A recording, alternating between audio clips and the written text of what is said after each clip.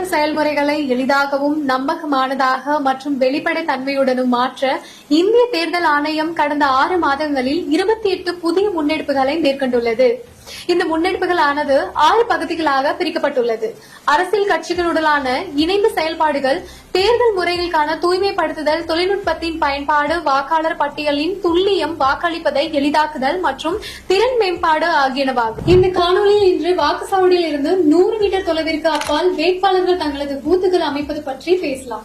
தேர்தல் நாளன்று வேட்பாளர்கள் வாக்குச்சாவடியிலிருந்து 100 மீட்டருக்கு அப்பால் தங்களது பூத்துகளை அமைக்க தேர்தல் ஆணையம் அனுமதித்துள்ளது.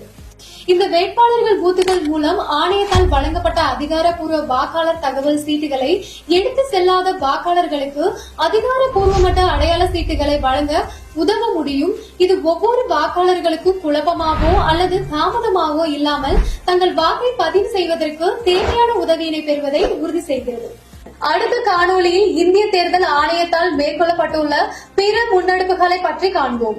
இதுபோன்ற இந்திய தேர்தல் ஆணையம் தொடர்பான மேலும் புதிய தகவலுக்கு எங்களது அனைத்து சமூக ஊடக தளங்களை பின்தொடரவும் மற்றும் சப்ஸ்கிரைப் செய்யவும்.